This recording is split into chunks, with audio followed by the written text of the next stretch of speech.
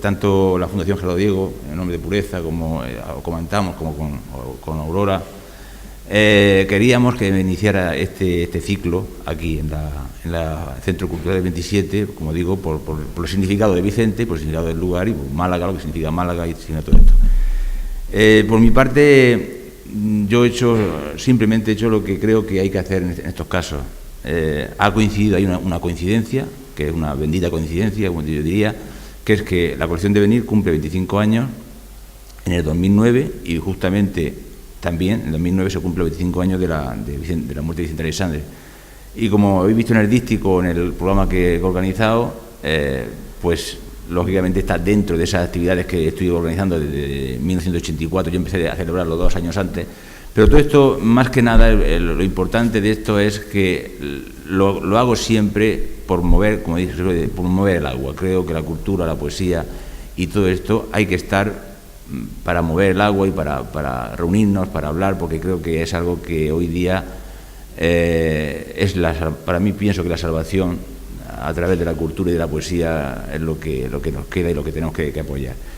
Por supuesto que en este caso, como ha dicho Aurora, la colaboración entre instituciones y en este caso una colección muy modesta, pero que con 25 años a la espalda, es importante, y entraríamos también en ese famoso, digamos, dilema o debate de ayudas sí, ayudas no, de lo que es el mecenazgo, pero en fin, yo creo que esos son temas que se escapan de lo que realmente nos interesa, que es el bien de la cultura y de la poesía. Yo, lógicamente, como ha dicho antes Aurora, quiero dar las gracias tanto a la Fundación Gerardo Diego como al Centro del 27 por el apoyo que han tenido con este libro, que lógicamente salió de las dos instituciones, y yo, por supuesto, que no podía negarme a publicar un libro así, porque realmente es algo que hace falta, y más en los momentos que corren y con todo lo que se está diciendo y hablando sobre Vicente. Yo creo que Vicente, lo que hay que hacer es leerlo, y lo que tenemos que hacer es promocionar su obra y dejarnos de historias y de otras cosas al margen que están surgiendo, que considero que eso no es lo que beneficia a Vicente. Realmente también tengo el apoyo en ese sentido de la familia por parte de Vicente, tanto de una parte como de otra, y realmente pues sé que están encantados con este libro, y yo pues en lo que puedo aportar a esta edición y a todo este homenaje, pues por mí encantado, y es por eso por lo que estamos aquí, ¿no? Y es por eso por lo que realmente queríamos. Yo creo que las tres partes, tanto la editorial como las dos instituciones que en este sentido apoyan el proyecto, teníamos claro que tenía que empezar aquí. De aquí pasa por Sevilla, pasa por Córdoba, como ya he dicho Aurora anteriormente. En Madrid se van a hacer 2 actividades, una en el Cervantes ahora en junio y otra en el Ateneo, porque el Ateneo tenía que estar también ahí en octubre. De allí nos vamos a Barcelona, a la Universidad Pompeu Fabra, después en León, y se clausura en Santander, lógicamente, en la otra institución que apoya el proyecto y que considero que tiene que tener también su protagonismo en toda esta historia. Yo quiero dar las gracias también a todos los que han colaborado y están colaborando con todo este itinerario, porque hay que resaltar yo quiero resaltar que el apoyo que en este sentido desinteresado están teniendo, ¿no? Tanto en un sitio como en otro, normalmente las puertas se han abierto. Tanto en León la librería, y hay otro sitio que también hacerlo, pero he tenido que decir, mira, ya no se puede tanto, porque ya no. En Barcelona la Universidad Pompeu Fabra fue comentarle el tema, y enseguida pues va a estar Micó, va a estar Domingo Ródenas, y va a estar también Alejandro Duque Amusco. Es decir, eso en cuanto a todo lo que significa todo este homenaje. Y en cuanto al libro, yo creo que van a aquí estar tanto Javier como Andújar, son los que van a hablar sobre el libro. Yo, ¿qué voy a decir si soy el editor del libro, lógicamente? Es decir, aparte no hay peros ni reparos a un libro así, y más cuando van las personas que están aquí. Seguro que hay alguno que no está, porque no ha podido ser, porque no ha podido colaborar, pero eso siempre pasa. Pero lo que sí es seguro que están los que tienen que estar, y también con alguna que otra novedad importante. Y eso, por mi parte, bueno, pues quiero también agradecerlo, y quiero pues anotar esta cuestión. Yo nada más, simplemente quiero dar las gracias y simplemente, como he dicho anteriormente, estoy aquí más, de una forma más testimonial que digamos, porque lógicamente el libro está aquí y sois vosotros los que tenéis que hablar sobre el libro y los que han participado, los trabajos, en fin. Por mi parte, nada más que dar las gracias a todos y bueno, pues le doy la palabra a Pureza, que es responsable de la Fundación Gerardo Diego, que también ha apoyado el proyecto y que bueno, creo que... ¿Ya? Sí. Buenas tardes. Empiezo siempre en Málaga con la misma frase. Estoy encantada de venir a esta ciudad, que empecé viniendo en los años 70. Conocí a toda la poesía y a todos los poetas malagueños. Conecté con los que ya se fueron, con Bernabé y tantísimos otros que tengo siempre en mi memoria cada vez que vengo a esta ciudad y la paseo sentimentalmente. Aquí Aurora hay como una confluencia de estrellas. En el año 2006, creo que fue, iniciamos el convenio de colaboración del Centro del 27 con la Fundación Gerardo Diego. La fundación empezaba a andar. Y como el 27 son un grupo de amigos, las instituciones en torno al 27 mantenemos fidelísimamente ese canon de la amistad, que en definitiva es el canon de la nostalgia, porque el 27 realmente cuando se cohesiona es en el exilio. Cuando eran jóvenes, pues realmente estaban todos a sus guerras particulares, pero el canon de la nostalgia, el canon del 27 se fragua en el exilio. Estaba Gerardo, Larrea, estaba don Pedro Guillén, estaba Federico Alberti, pero realmente yo creo, y eso se está empezando a estudiar, que la verdadera malla de cohesión fue el exilio, porque ahora que se están publicando las correspondencias de la época, se ve que en todo momento fueron fieles a sí mismos, a pesar de la distancia, a pesar de todos los problemas, y realmente ahí donde se fraguó esa amistad inquebrantable entre ellos. Y las instituciones del 27 estamos en ese barco, y yo puedo decir que en el barco más acorde con lo que es respetar el espíritu de Gerardo, libérrimo Gerardo, les están poniendo las cosas muy en claro, verdadero muñidor del grupo a través de las antologías, a través de muchísimas cosas. Estamos colaborando con este centro, nos sentimos cobijados. Alguna vez le digo a Elena, Diego, bueno, está el 27. El 27 siempre nos referimos que es Málaga realmente, no decimos el 27, otros 27, ¿no? Y entonces seguimos con una colaboración sincera, muy libre, muy de buscar lo que verdaderamente puede aportar a los estudios sobre el 27. Y hablando de esta colaboración, pues ha salido otra cosa, ya aprovecho, ¿no? Que este ya es un libro, que es el 27 y la Universidad Internacional de Santander desde el año 1932 hasta el 2008, que es un libro muy importante, un libro de referencia donde este centro también ha colaborado en su edición.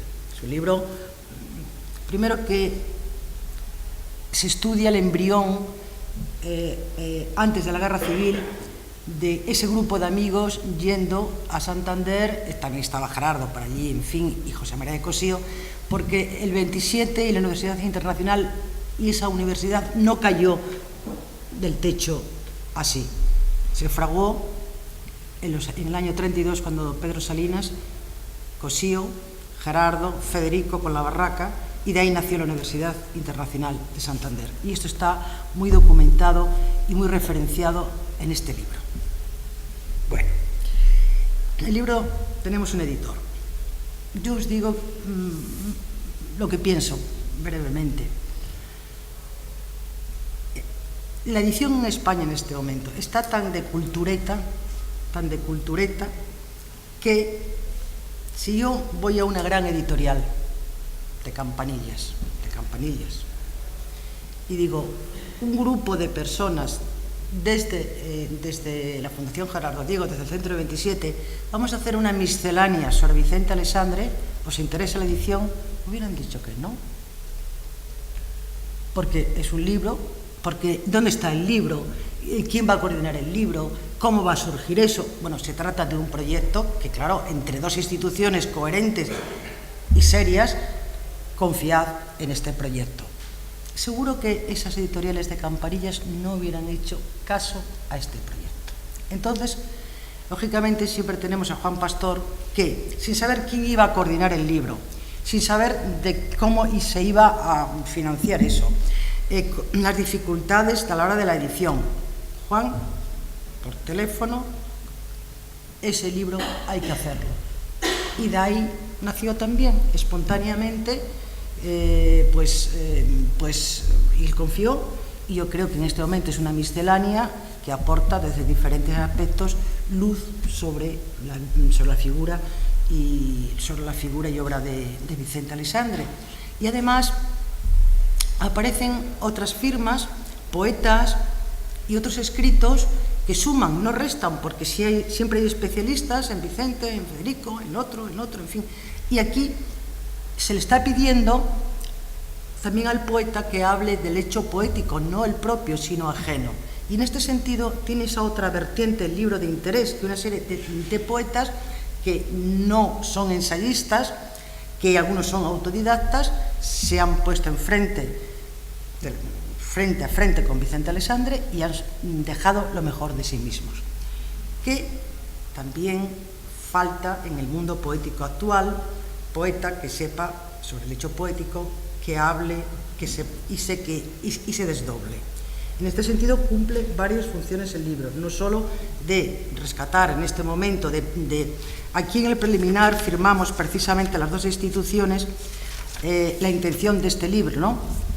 Actualmente escasean las ediciones en torno a la figura y la obra de nuestro premio Nobel.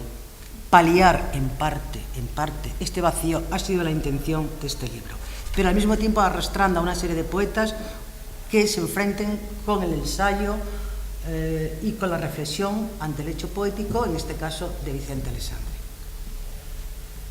Después, en esa miscelánea de colaboradores tenemos a dos precisamente, a mi lado Andújar y Javier, que sé que precisamente vuestros textos campean maravillosamente y es un honor y una suerte que estéis aquí con nosotros. Y yo hoy voy a romper el cliché institucional, porque no lo hago nunca, pero hoy voy a leer, yo tengo un poema dedicado a Vicente Aleixandre hace años. No suelo hacerlo, pero precisamente porque es una ciudad libérrima y maravillosa, yo hoy quiero sacudirme un poco el polvo de lo puramente institucional. No sé si conocéis este poema, pero bueno, es un poema de cuatro movimientos breves, no os voy a complicar, y que pertenece a un libro mío que se publicó en el 99 que se llama No escribir. Y entonces es un homenaje directísimo a Vicente Aleixandre. Hay un momento en que dialogo con él, lo he traído impreso por no traer el libro, y el poema se titula A un lector de poesía, y lleva una cita de Vicente que dice: ¿para quién escribo? 1. Viendo estoy que los versos con templanza declinados, donde se mueve la vida sin acabar de apresarla, no vacían, no hablan como un antiguo arroyo que precipitaba sus labios con fulgor de inteligencia y florecillas de la vanidad. Versos sin apresar son lo diario celeste que al hacedor más hiere, abandonado a su corta proeza de una línea que quiere trazar mundo. A mayor desamparo podré verme un día con un lector de ojos tan frágiles como los míos, su mano y la escritura llevármela a su casa, a la mía. ¿Qué habré de hacer para conquistar todo esto? 2. Vamos a conjugar mundo, consumir nuestros años en los brazos de una ola en el mar de los sentidos. Los años, vivir, no haberlo hecho bien, mal ni regular, como estas nubes algodonadas por el sendero que transitan, pero ir o venir a la palabra.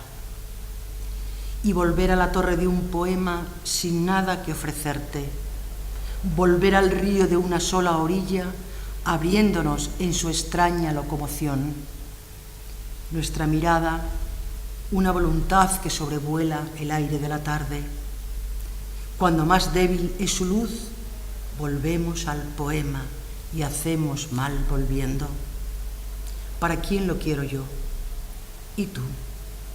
¿Para qué otra vez el desamparo de dos solitarios buscándose en un verso antes del anochecer en el campo, en los caminos? 3. La dificultad nos pertenece, doble hacedor, por lo que pido separarnos, condenarte a no ser lector o que yo sea para siempre el tuyo. ¿Qué hacer sin nido, las alas desprendidas de los cielos juntos, lindes que caen de un poema sin órbita ni destino? Creación más allá de nosotros. Y 4. Oh sable de escritura que desbroza en la mano palabra perdedora siempre. La ambición por lo no hallado empuja a reverdecer el abismo de quienes próximos caen si el verso no es vencido en las soledades, nudo, mundo. Ya está. Gracias.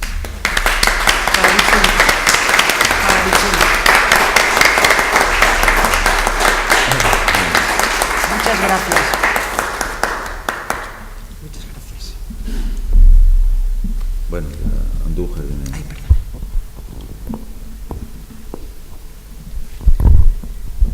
Buenas noches. Bueno, pues yo, como es lógico, debo empezar primero pidiendo perdón porque estoy un poco ronco, tengo un resfriado tremendo. Y luego, evidentemente, agradeciendo esta iniciativa, que aquí está Aurora representando a la Fundación del 27, Pureza a la Fundación Gerardo Diego, y Juan Pastor, editor valiente, tal y como están los tiempos, pues que se mete en esta aventura literaria. Yo estoy muy contento además de estar aquí en Málaga, que la presentación del libro haya sido aquí, la primera, porque Málaga es pues la ciudad del paraíso de Alexandre, es su pequeño reino afortunado, y además también porque yo creo que fue la única ciudad en la que Cernuda, el gran amigo de Alexandre, la única ciudad en la que fue feliz. Y bueno, y por eso ya para mí es suficiente. Cuando se habla de Alexandre y el libro que presentamos esta noche, pues en ese sentido yo creo que hace un despliegue magnífico. Magnífico no porque haya colaborado yo, sino porque hay textos realmente estupendos y que afrontan lo que es la obra, la trayectoria literaria y también vital de Alexandre desde ópticas muy distintas, y yo creo que eso es el gran valor en sí que tiene el volumen. Pero cuando se habla de Alexandre, a mí hay algo que no me acaba de encajar, y es el tono un poco quejumbroso, apenado, de que Vicente Alexandre es un poeta sin actualidad, que es un poeta que no está presente en la poesía de los más jóvenes. Y especialmente si nos detenemos en lo que yo creo que es el Alexandre central, que es el Alexandre pues de Espadas como labios, de La destrucción o el amor, de Sombra del paraíso. No sé, parece una poesía imposible hoy en día. Yo creo que ni falta que le hace a Alexandre de ser un poeta con actualidad, no sé, no creo que ninguno de nosotros se queje o se preocupe o se plantee si poetas como Keats o como Shelley o como Leopardi o como Hölderlin tienen lectores y si esos poetas realmente influyen en la poesía actual, pues posiblemente no influyan, es decir, Alexandre es un poeta con mayúsculas, independientemente de que pueda influir de manera más directa en los tonos poéticos de la actualidad, como a diferencia que sí parece que ocurre con otros poetas de su generación. En cualquier caso digo que no creo que tenga que ser un problema ni tengamos que asistir cuando nos acercamos a la obra de Alexandre partiendo de esa queja de que es un poeta olvidado, que es un poeta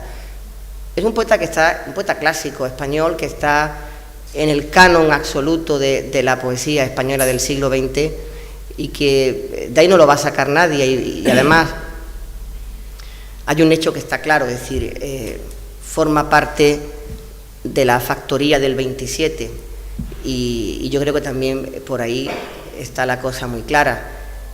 El 27, sin lugar a dudas, es la reserva estratégica de la poesía española moderna. Es nuestro arsenal poético. Allí encontramos también, junto con el Juan Ramón del diario de un poeta recién casado y de Espacio, de Animal de fondo, es decir, ese Juan Ramón con el que se empezaron llevando tan bien y se acabaron llevando tan mal, en realidad si se llevaron bien o se llevaron mal es justamente por lo mismo, porque eran iguales, en realidad eran rivales poéticos y en realidad estaban formando parte también de ese arsenal poético a que me refiero. Yo creo que en el 27, en el canon del 27, está la mayoría de respuestas y de soluciones que podemos dar cuando se plantean los problemas de la lírica contemporánea.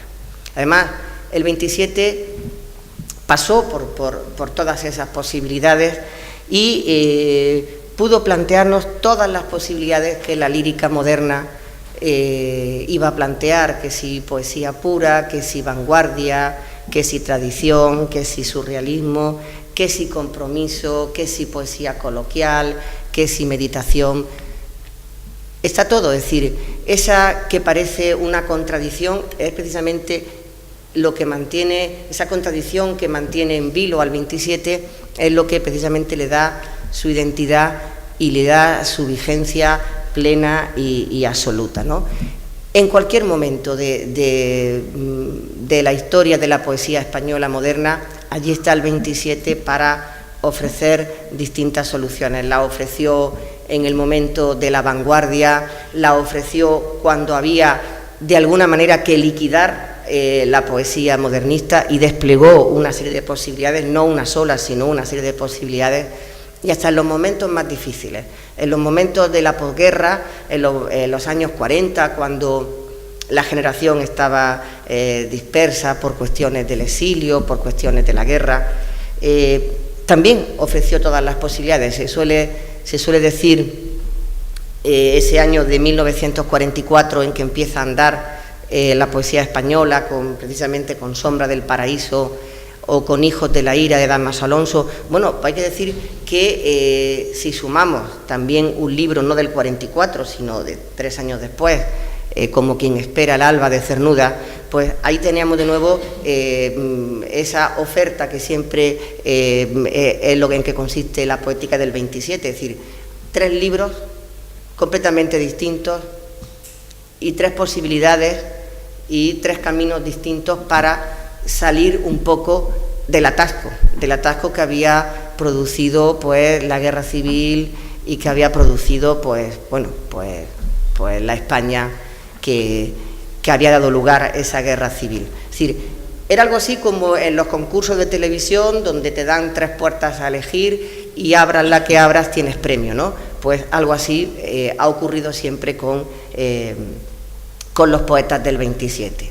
Entonces, en ese sentido, tranquilo, Alexandre está perfectamente incardinado en esa generación, en ese canon, y yo creo que eso ya de por sí va a garantizar una actualidad. Es verdad que se plantea el tema de si es más actual o menos actual que otros autores del 27. Hace muy poco, en esa estupenda revista también que edita la Fundación, El Maquinista de la Generación, se publicó un número que era el 27, se titulaba El 27 en la joven poesía. La verdad es que 27 y joven resultan siempre sinónimos, ¿no?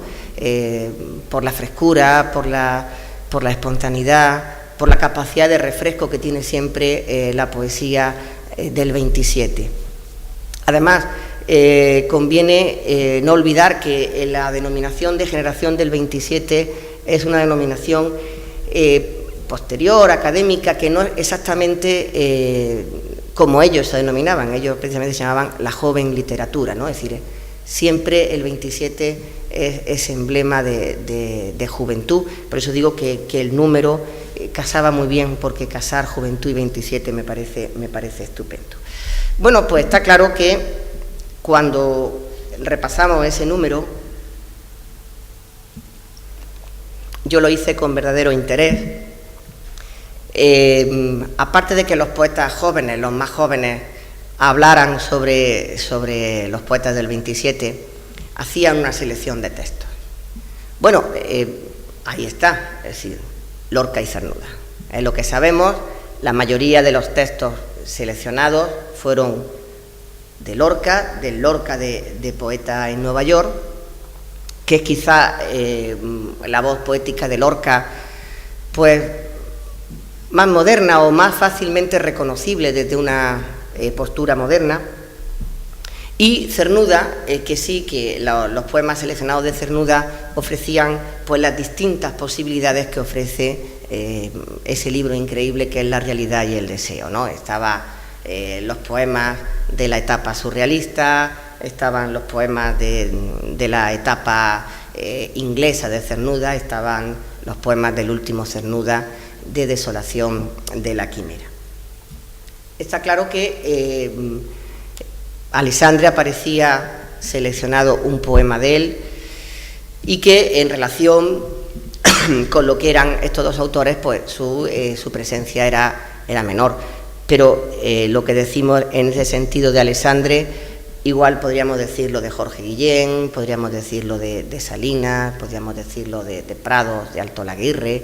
Es decir, está claro que hay dos poetas, Lorca y Cernuda, que tienen una mayor vigencia, lo cual, como digo, no debe preocupar a los interesados en la obra de Alexandre que eso pueda minar en ningún sentido el prestigio de Alexandre.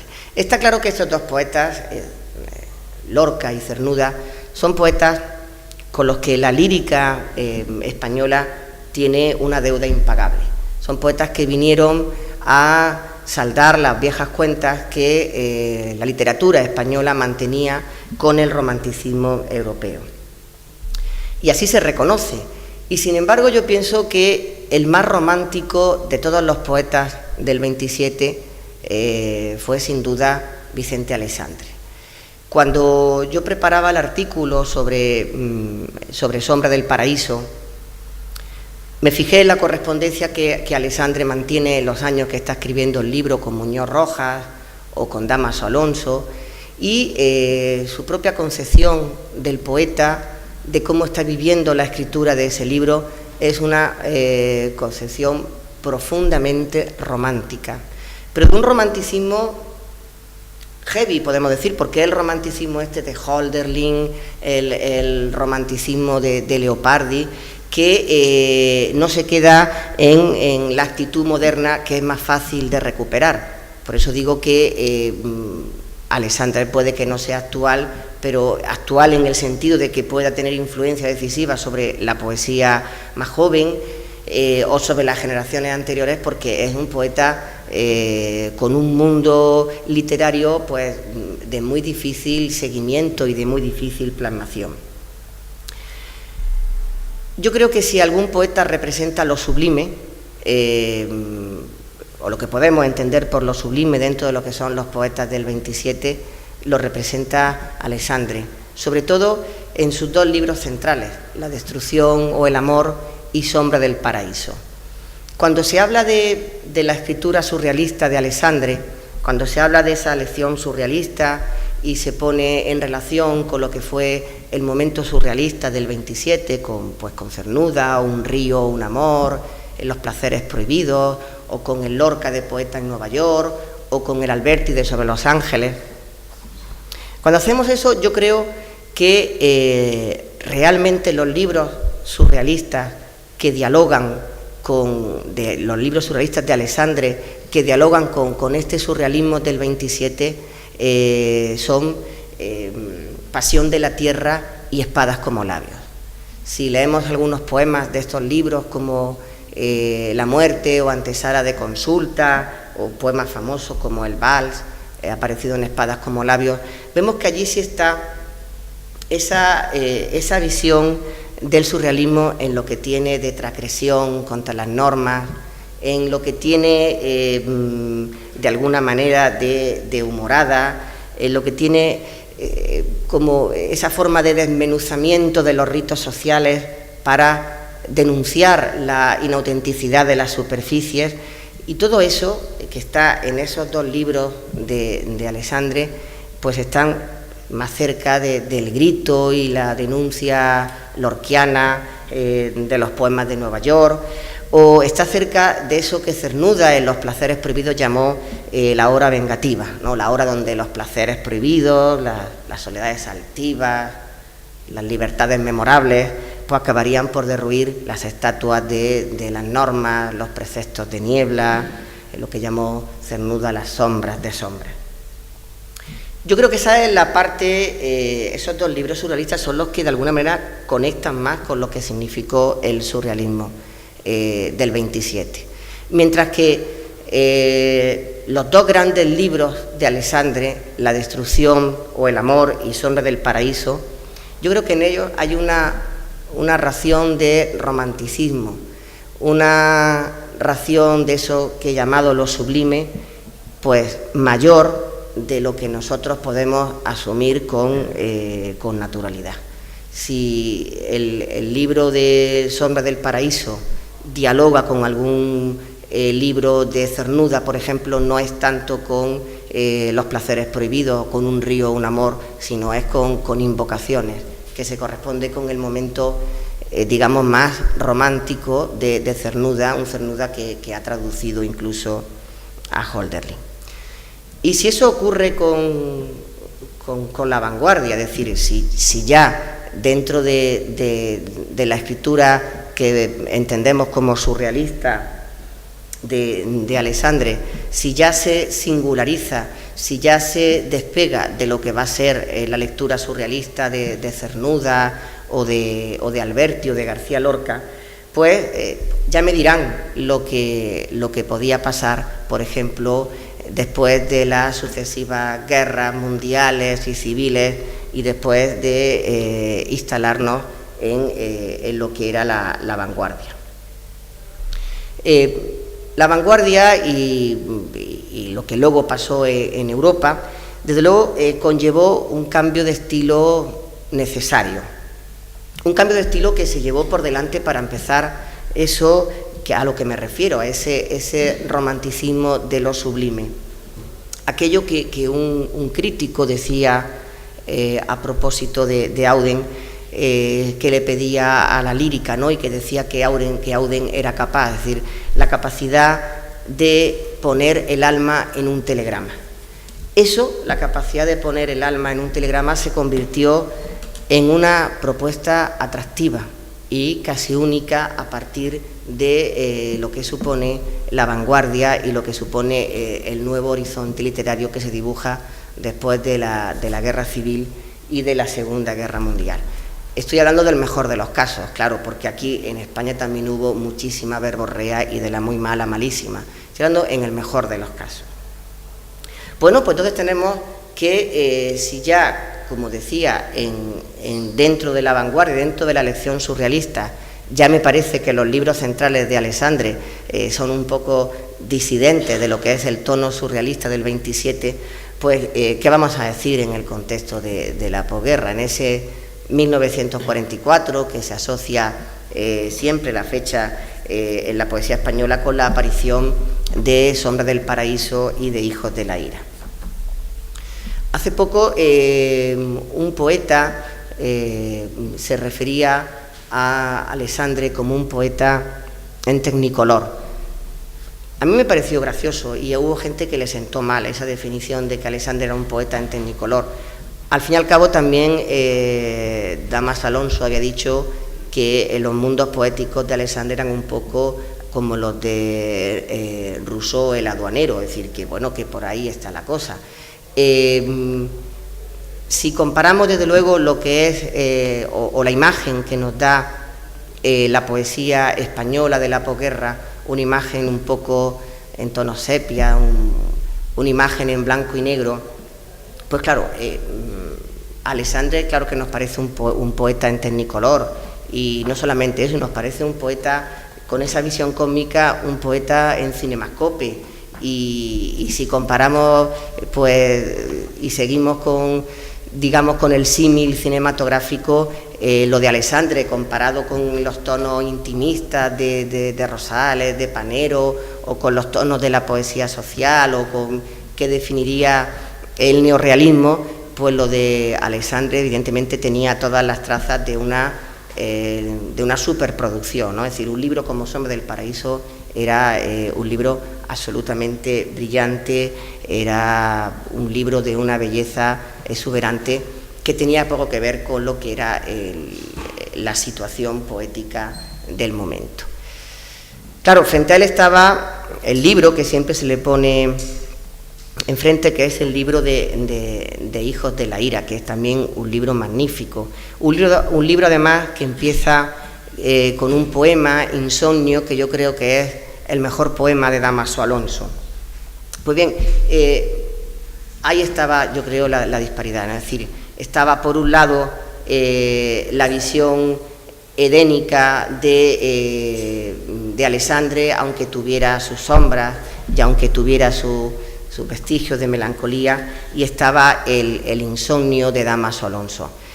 Hace muy poco, para un número de Litoral magnífico que están preparando sobre la noche, yo tuve que reflexionar de nuevo sobre el poema Insomnio de Dámaso Alonso.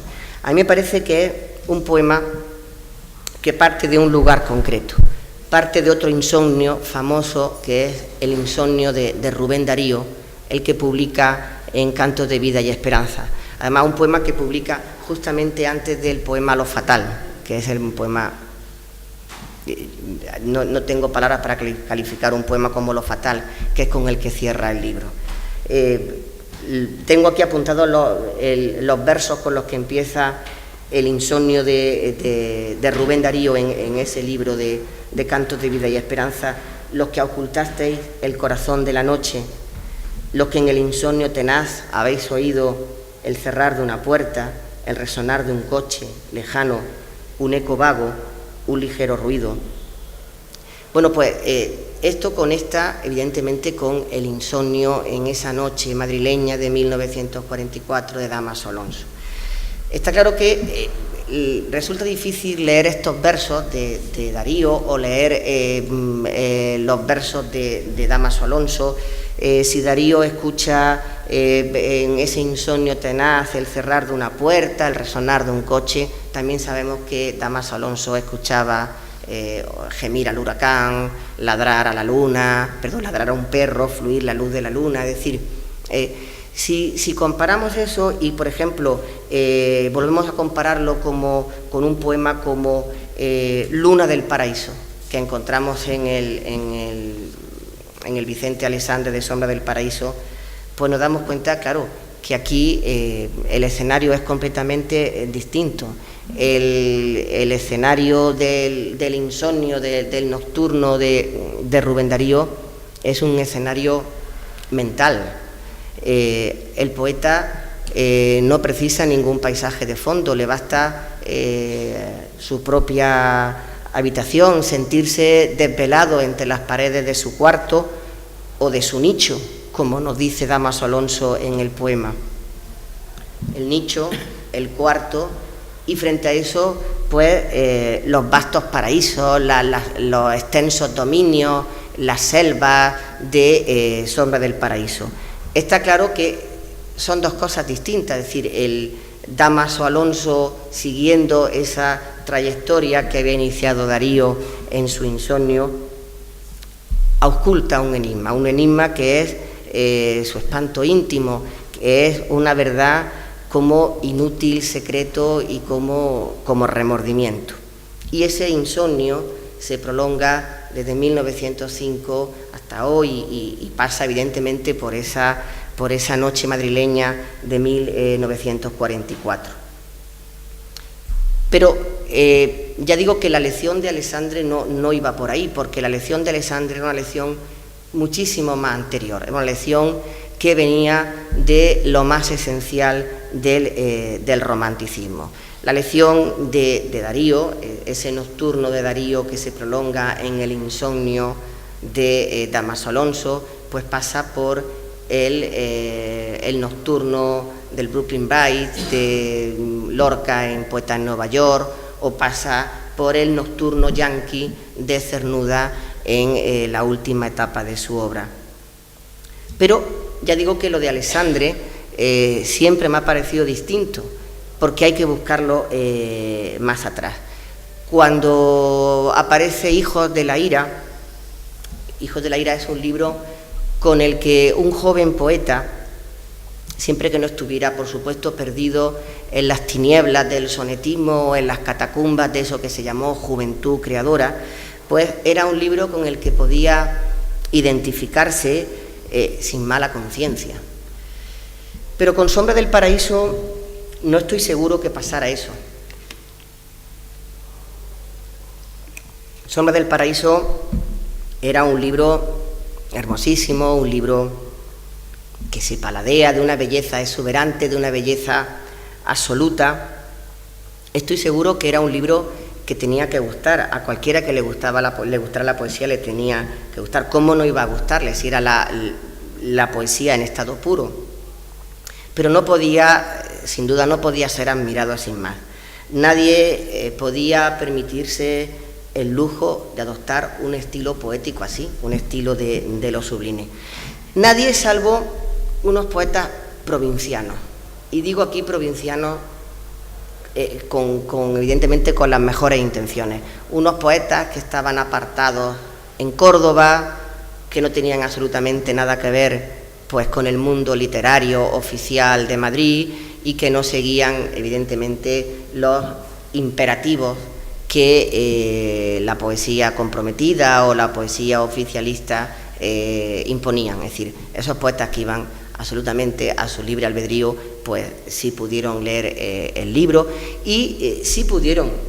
Yo creo que si hay un libro que se pueda parecer a Sombra del Paraíso, es el libro de Pablo García Baena. Esos provincianos son evidentemente los poetas de cántico, cordobeses, en esa Córdoba profunda de la posguerra. Y si hay algún libro en el que se puede encontrar ese gusto, ese paladeo de la palabra que hay en Sombra del Paraíso, pues yo creo que es en Antiguo Muchacho. No creo que los otros libros de Pablo García Baena vayan por ahí exactamente, y no creo que los otros poetas de cántico estén a la altura de Pablo García Baena, y por supuesto no creo que estén a la altura de Vicente Alessandre, pero sí ese libro de Antiguo Muchacho es yo creo que el libro que demuestra la posibilidad de esa lección de Alessandre en su tiempo. El único libro que creo que muestra esa posibilidad. Y luego, claro, vendría lo que todos ya sabemos, ese magisterio vital y artístico, y no sé hasta qué punto, de Vicente Alessandre, sí, por supuesto, reconocimiento y admiración absoluta hacia un poeta que era muy difícil de seguir y muy difícil de imitar. Los poetas del 50 tuvieron una amistad enorme con Vicente Aleixandre. Yo creo que ahí, entre los poetas del 50 y los poetas del 70, Javier fue amigo de Aleixandre, se creó el último mito de la poesía moderna, que es Belintonia, es decir, es el último espacio mítico ya de la poesía moderna. Pero es verdad que en los poetas del 50 es obvio que no se sigue el magisterio de Vicente Aleixandre, pero si acaso a lo mejor algunos libros de Bousoño, está claro que ese magisterio no se sigue. Y en los poetas del 70, que existía la posibilidad, pues, hombre, se puede decir que a lo mejor en algo de Antonio Colina o en algo del primer Jim Ferrer puede que haya, digamos, algún eco de Aleixandre, pero en realidad a los poetas novísimos o a los poetas del 70 le interesó, en ese sentido le interesó pues mucho más, a lo mejor el Lorca de Poeta en Nueva York, simplemente por lo que la modernidad que el propio espacio urbano en sí entrañaba, y le interesó el culturalismo de Cernuda, ese culturalismo de poemas como Luis II de Baviera, Escucha Lohengrin, en Desolación de la Quimera, o le interesó el monólogo dramático que Cernuda había desarrollado y que ellos evidentemente llevaron hacia un ámbito más culturalista. De nuevo, otra vez, decir, la presencia de Cernuda, como decir, la actualidad de Cernuda frente a la actualidad de Aleixandre. A mí me comentaba un poeta del 50 que quizá, voy a comentarlo, pero yo no creo, no estoy muy de acuerdo en ese sentido.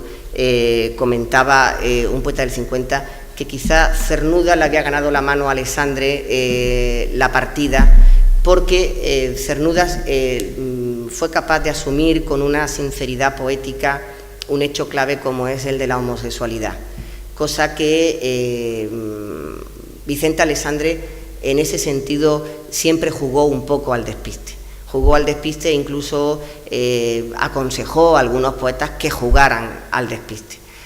Es cierto que Cernuda siempre fue un tema que a partir de Un río, un amor y de los placeres prohibidos se lo planteó como un ideario donde lo vital iba a estar indisolublemente unido a la expresión poética.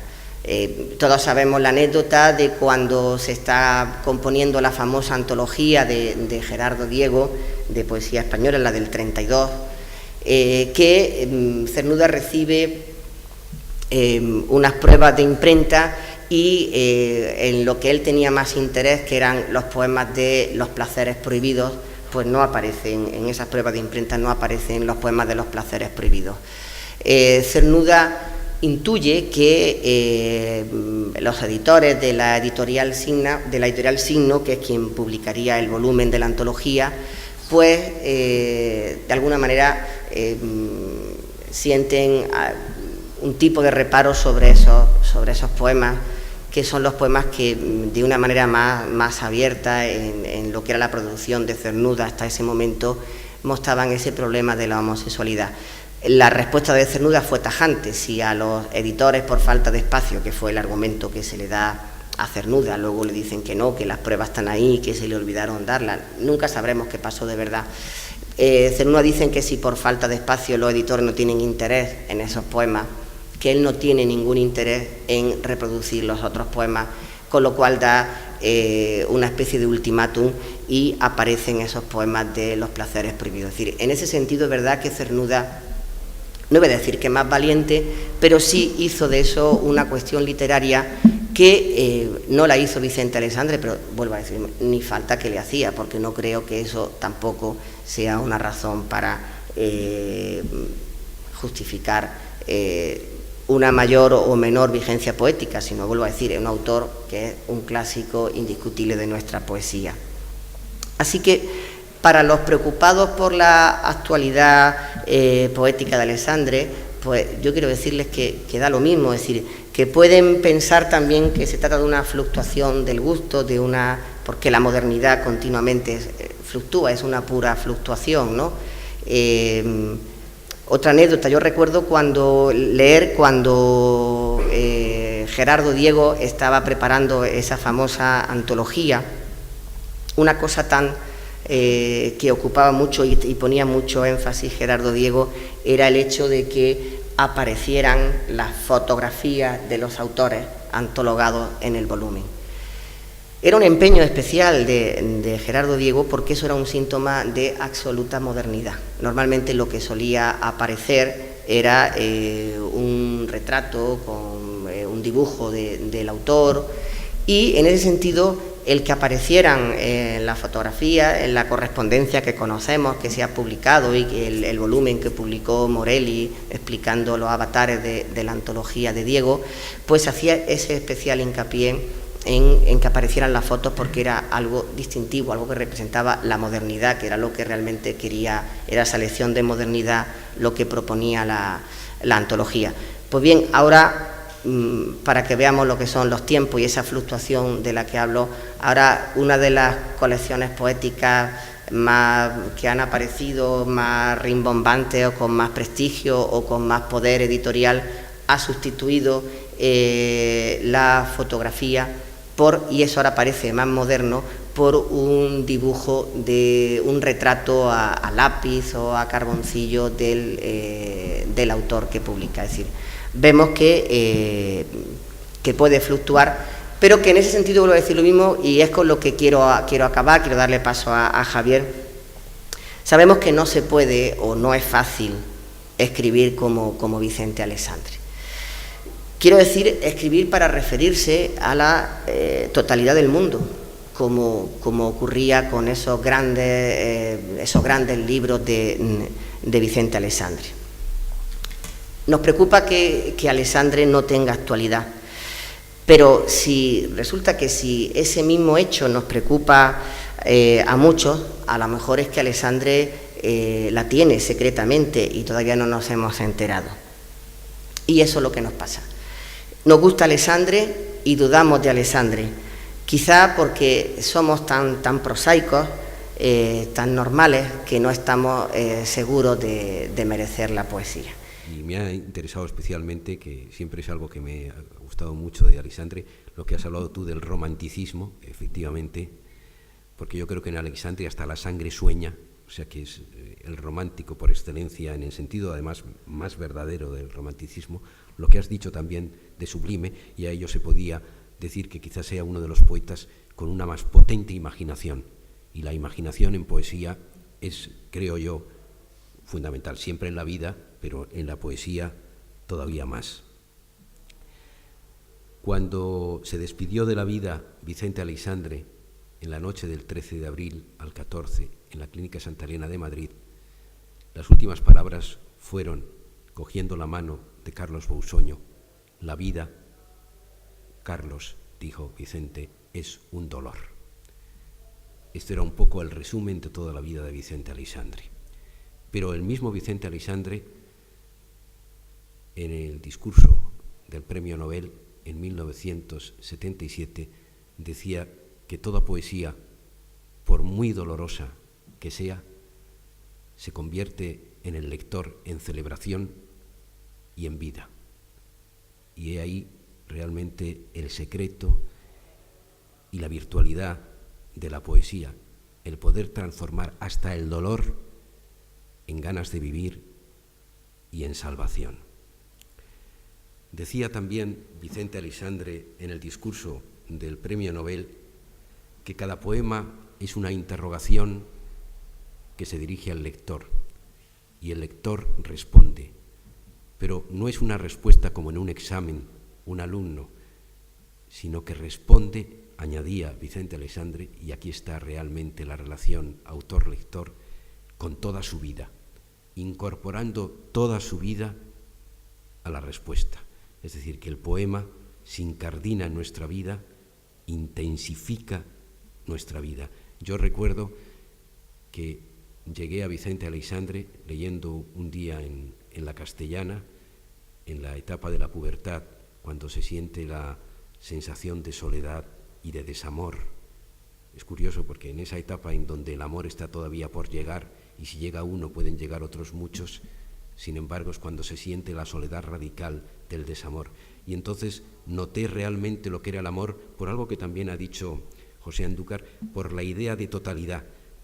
Al leer el poema de Vicente Aleixandre, noté que ese deseo mío de amar a alguien se fundía con todo lo que estaba alrededor, con la luz, con las hojas de los árboles, y todo ello era una vibración unánime que en ese momento se producía dentro de mí. Inmediatamente escribí una carta a Aleixandre y él me respondió diciendo: usted ya es amigo mío, venga a verme, porque quien lee la poesía y siente la poesía como usted sintió ese poema, ya es amigo mío.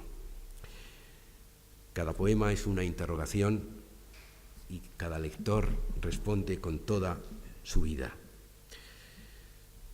Y además, también algo ha dicho de eso José Andújar, y por eso nunca podrá pasar Vicente Aleixandre como no podrá pasar ningún verdadero poeta. Él decía que siempre se dirigía a lo esencial humano, no a lo que añadía refinadamente diferencia, sino a lo que esencialmente une. Y yo creo que hay en el pozo último de la sangre de los seres humanos, todos somos un único ser, y en la vibración amorosa realmente.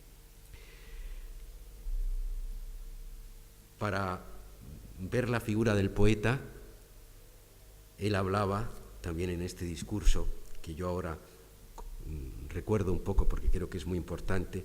Él veía al poeta con los pies hincados en la tierra y como una corriente prodigiosa que le iba subiendo por todo el cuerpo, que se alzaba y que incluso incrustaba al poeta en el cielo y llegaba a sentir el soplo mismo de los astros. Realmente yo creo que esta fusión astral incluso del poeta es el grado máximo, sublime, tú has dicho, de la poesía. ¿Cómo se va a expresar, por ejemplo, la soledad humana mejor que con la vastedad del mar, por ejemplo? Pues eso se hacía casi táctil en Vicente Aleixandre. O cómo en el libro Espadas como labios, que muy bien Carlos Busoño cuando estudió decía que no era lo mismo espadas como labios que labios como espadas, porque al decir espadas como labios estaba la espada antes, que era la que, para ver la fuerza del amor, la que producía la herida, la que abría la herida. Por eso tenía que ser espadas como labios y no labios como espadas. Y luego dijo ya finalmente Vicente Aleixandre, hablando del poeta, algo que también es muy importante y que debemos aplicarnos incluso los creadores, los grandes creadores y también los muy pequeños. Y es que hay que desconfiar, decía él, del poeta que dice preferir la poesía a la vida. La vida está por encima, decía siempre Vicente Aleixandre, de la poesía. Y la poesía debe servir en todo momento a la vida. La amistad es fundamental en Vicente Aleixandre. Él solía decir que no le gustaban los calificativos, es decir, que tenía amigos literarios, sino que los amigos son amigos sin ningún calificativo más.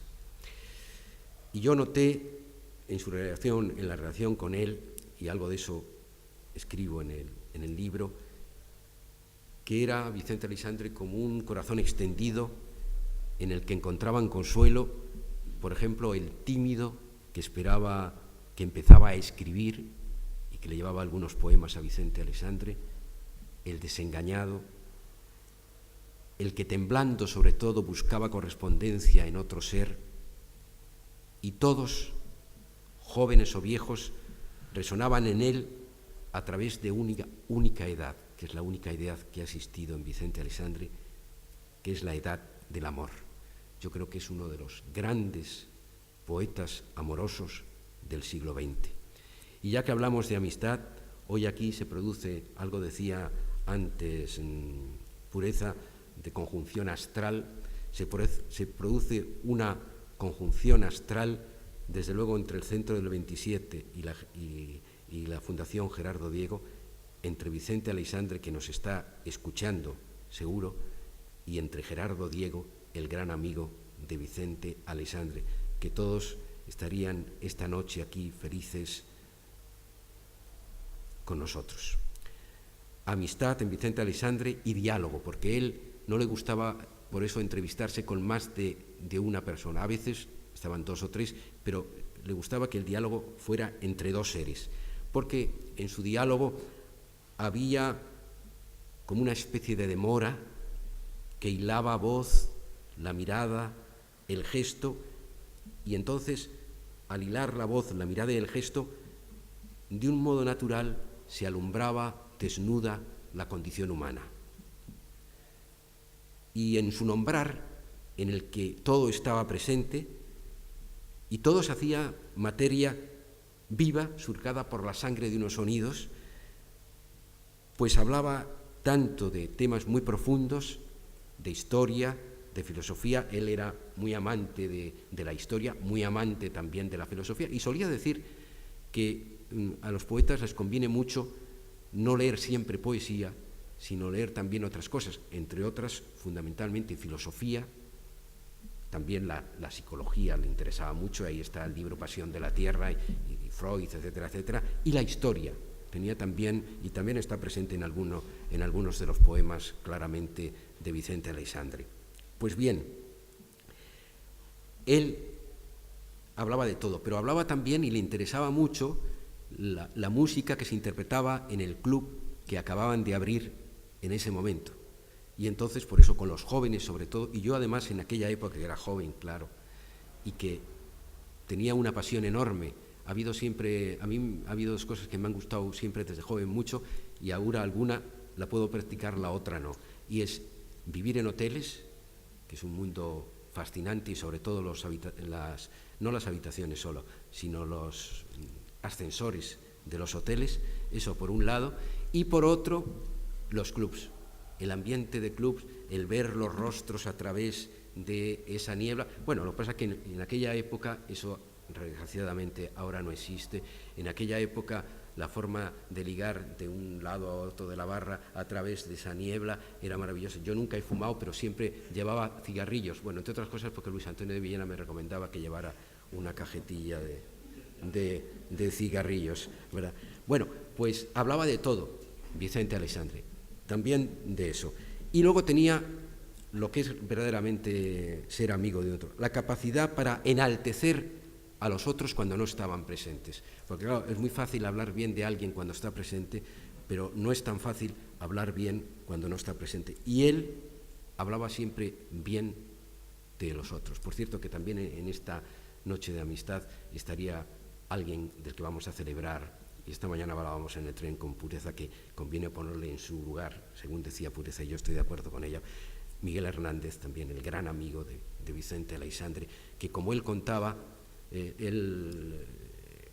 contaba una anécdota, que además en un programa que se hizo en Radio Nacional sobre Vicente Aleixandre, lo decía el propio Vicente de Consuelo, que cuando él estaba enfermo y en la época de la guerra, se quitaba casi de comer Miguel Hernández para llevarle a él unos sacos enormes que le llevaba de naranjas. Y dice que llegaba a la habitación donde estaba enfermo Vicente Aleixandre y le arrojaba todas las naranjas, y decía Vicente algo así como que eran como astros que iban rodando por la cama, y en medio de esos astros se encontraba con la amistad verdadera de Miguel Hernández. Luego, eso, la amistad es muy importante. Y por último, y ahora sí ya voy a empezar a leer algún poema, un tema que a mí me ha interesado mucho, que algo comento, ahí en el libro, es el tema del cuerpo. Porque para Vicente Aleixandre el cuerpo es el alma. El alma es el cuerpo. Y no hay otra forma de llegar al alma si no es a través del cuerpo. Por tanto, se establece una metafísica, que puede ser una metafísica lírica, pero una metafísica del cuerpo. Y yo creo, en mi interpretación de la lectura de Vicente Aleixandre, que en un cuerpo caben todos los amaneceres y caben todos los crepúsculos y caben todas las edades. Esto sí lo decía él, y me lo decía algunas veces, me decía una pregunta que a mí me encantaba. Intento a veces responderle, lo que pasa que quiere decir que realmente yo no he vivido intensamente a Aleixandre, porque luego no he sabido dar respuesta, ha sido una respuesta mucho más vulgar. Él decía: Javier, ¿tú eres capaz de estar toda la noche contemplando un cuerpo desnudo sin tocarlo? Y la verdad es que yo creo que nunca fui capaz. No, es verdad, nunca fui capaz. Pero entonces él añadía, y esto sí es lo importante, pues si tú pruebas a ello, te darás cuenta de que en un cuerpo puedes beber luces. En un cuerpo se pueden beber luces, decía Vicente Aleixandre. Y además, dentro de esta metafísica del cuerpo, es muy interesante, y aquí hay un poema que lo expresa, no voy a leerlo entero, voy a leer algún fragmento nada más, que es cómo en el cuerpo hay una articulación del orden y del caos. En primer lugar está el caos de la combustión amorosa, tan presente en los poemas de Vicente Aleixandre, en donde, claro, fruto de la combustión y de la pasión amorosa, el cuerpo se desorganiza. Realmente, si uno ve a alguien con el que está haciendo el amor y se detiene un momento a verlo, casi no lo ve fragmentos y nada más. Pero luego, una vez que ha terminado el acto amoroso, ese cuerpo recobra todos sus límites, y es ya la poesía de Vicente Aleixandre, y entonces el ser amado es reconocible en toda su verdad. Por eso siempre hemos tenido un poco la conciencia de que sabemos si queremos realmente a alguien al día siguiente de la noche del acto amoroso. Y dice este poema, Después del amor, en donde lo expresa Vicente Aleixandre naturalmente mucho mejor que yo, dice así. Vamos a ver, 193. Después del amor, dice: ya ha cesado la combustión amorosa, y dice Vicente: el reposo consiente a la masa que perdió por el amor su forma continua para despegar hacia arriba con la voraz irregularidad de la llama, convertirse otra vez en el cuerpo veraz que en sus límites se rehace, tocando esos bordes sedosos, indemnes, tibios, delicadamente desnudos, se sabe que la amada persiste en su vida. Momentánea destrucción el amor, combustión que amenaza al puro ser que amemos, que amamos, al que nuestro fuego vulnera, sólo cuando desprendidos de sus lumbres deshechas la miramos, reconocemos perfecta, cuajada, reciente la vida. He aquí el perfecto vaso del amor que, colmado, opulento de su sangre serena, dorado reluce. Solo he leído un fragmento. Y además el cuerpo no solo es ámbito de resurrección, sino también, desgraciadamente, de destrucción. Por eso hay en el cuerpo tormentas, hay simas, hay borrascas, porque el cuerpo a veces trasmina destrucción. Y hay un poema también impresionante de Sombra del Paraíso, igual que el poema anterior que he leído, que se titula Arcángel de las Tinieblas, y del que leo un fragmento. Me miras con tus ojos azules, nacido del abismo. Me miras bajo tu crespa cabellera nocturna, helado cielo fulgurante que adoro. Bajo tu frente nívea, dos arcos duros amenazan mi vida.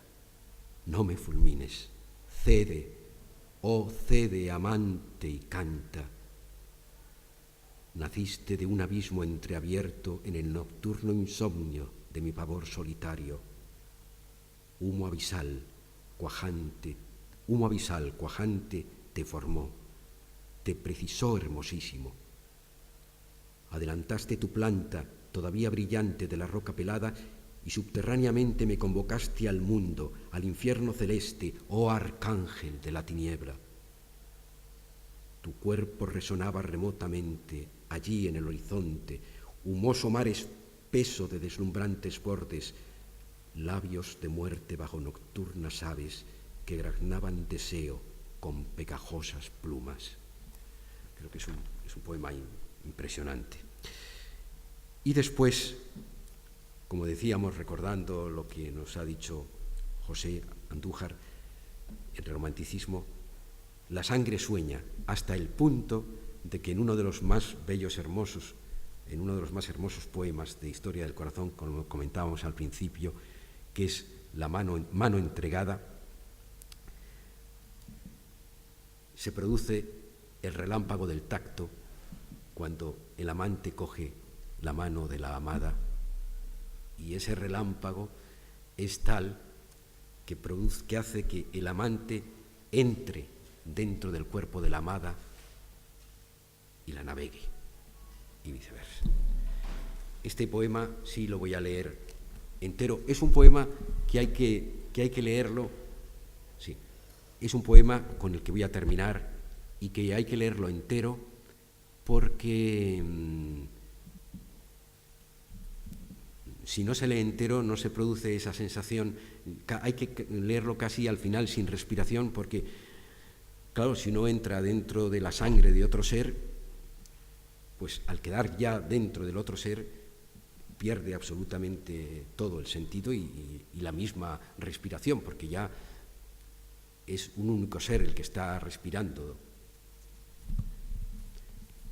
Mano entregada.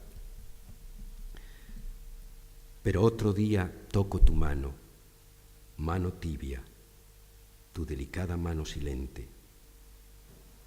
A veces cierro mis ojos y toco leve tu mano, leve toque que comprueba su forma, que tienta su estructura, sintiendo bajo la piel alada el duro hueso insobornable, el triste hueso a donde no llega nunca el amor. Oh carne dulce que sí se empapa del amor hermoso.